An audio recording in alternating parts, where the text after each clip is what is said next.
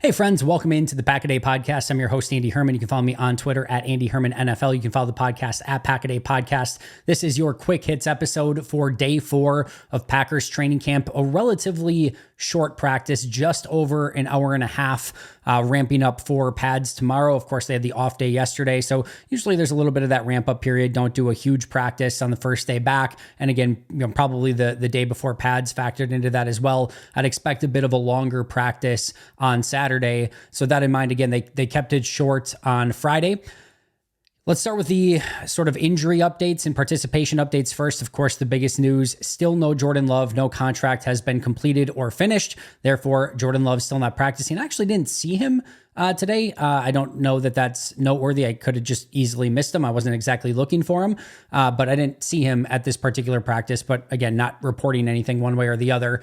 But more importantly, you had some players coming back from injury. Corey Ballantyne was back off of his hamstring. Donovan Jennings was back, and Caleb Jones were all back. And then you had Elgton Jenkins coming off of his rest day from 2 days ago. He was back practicing as well. So great to see those guys out there. Elgton Jenkins was, of course, a full go, just coming off of the rest.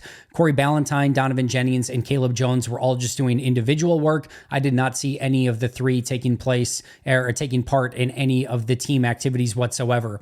2 new players were out. Robert Rochelle was out with a calf injury, and Josh Myers was out personal. Matt LaFleur was asked about Myers getting banged up at the end of practice on Wednesday, said he was going to be okay, but again, was out with a personal issue. So he was not at practice. So in totality, your Packers that were not practicing on Friday included Jordan Love due to the contract situation, Katana Ladapo on the non-football injury list, Marshawn Lloyd with the hip injury, Tucker Kraft on the PUP list still with the pec injury, Robert Rochelle with the calf, and then Josh Myers out personal. All in all, only 6 players missing from practice. However, when one of those is Jordan Love, it is still rather noteworthy. Matt was also asked about Zach Tom and when he would get into team activities, and said it would still be a while, at least till after family night. So don't expect to see Zach Tom in team drills anytime in the near future.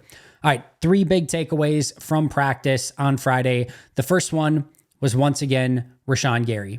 Just an absolute man on a mission so far. He had back-to-back plays in red zone, the opening 2 plays of red zone drills, where he just goes right through Kadeem Telfort for back-to-back sacks. And yes, Kadeem Telfort, Andre Dillard, he's not exactly going against Trent Williams, Larry Allen, or any of the greatest offensive linemen of all time. Not even probably going right now against any starting caliber offensive lineman. It's a mismatch. We get it. Sometimes in sports, and a lot of times in sports, it is all about taking advantage of your mismatches. That's it. That is what it's about. And when you get a player that's not as good going against you, you need to win those battles. And there are times where we have seen in Packers history, we can go through probably a variety of them, where you get mismatches and you don't win. It is up to you to beat the guy across from you. Whether that player is Trent Williams or whether that player is Kadeem Telfort, you got to win. And Rashan Gary went right through Kadeem Telfort like he wasn't even there on back-to-back plays.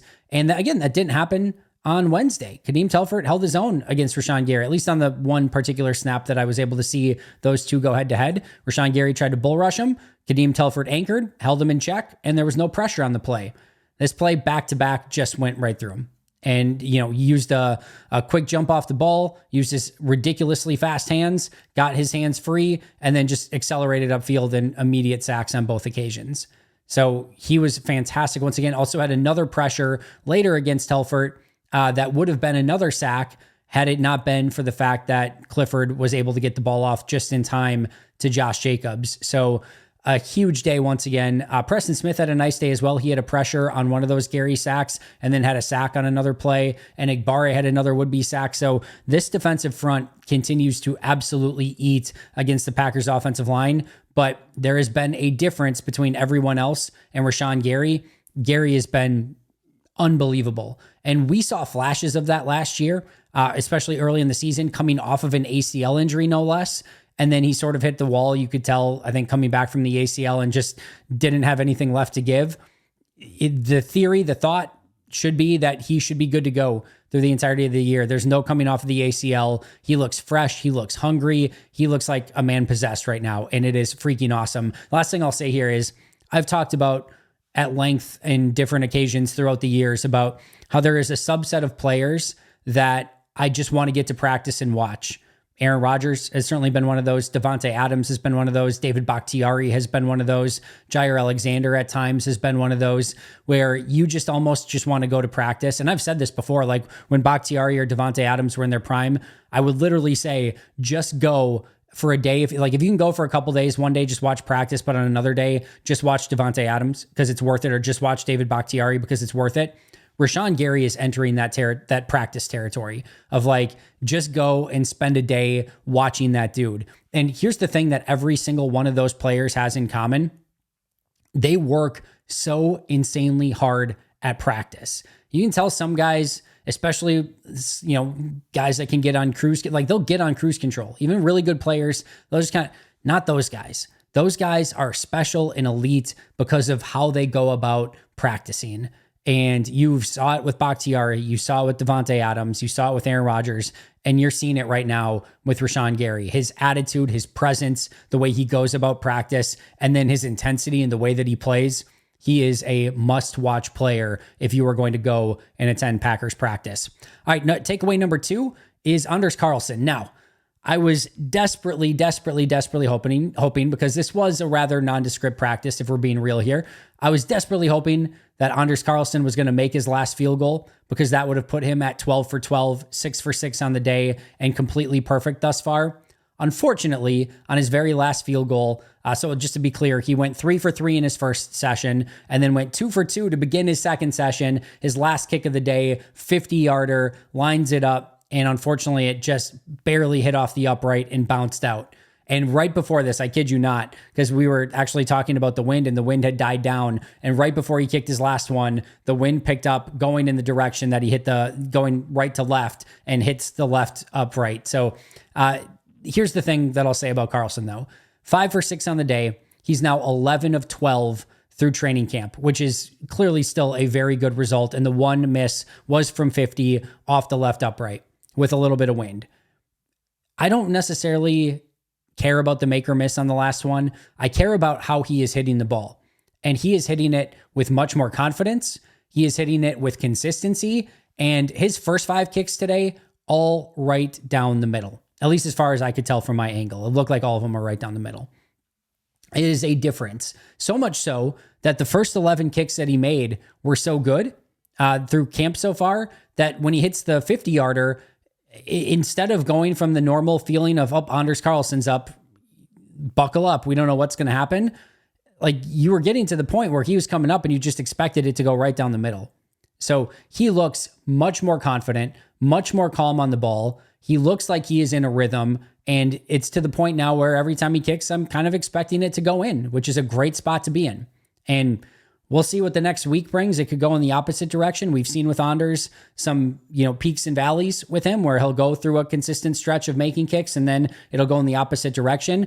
That's going to be the big part for him moving forward, is can he avoid those valleys? Can he avoid a stretch where he goes, 4 for 8 or 5 for 10, something like that? That's what he needs to avoid. But so far, ball's coming off his foot much better. The sound is good. It looks good. It's going end over end. Everything's right down the middle. It looks like a much better process for Anders Carlson, and 11 for 12 is a much better result. And I think that's in large part because of the better process. Meanwhile, Greg Joseph, not to be forgotten about here, he goes 6 for 6 on the day and is now 11 for 12 in camp as well. So Anders Carlson, 11 of 12, Greg Joseph is 11 of 12, James Turner is 8 for 12. So 3 less kicks made for Turner, Joseph and Anders neck and neck so far throughout training camp. Just to be clear here, Anders made 40-yarder, 44-yarder, 49-yarder, 45-yarder, 47-yarder, and then missed the 50-yarder. Greg Joseph made all of those from the exact same distances. And then last but not least, our final takeaway for today is Tyler Davis.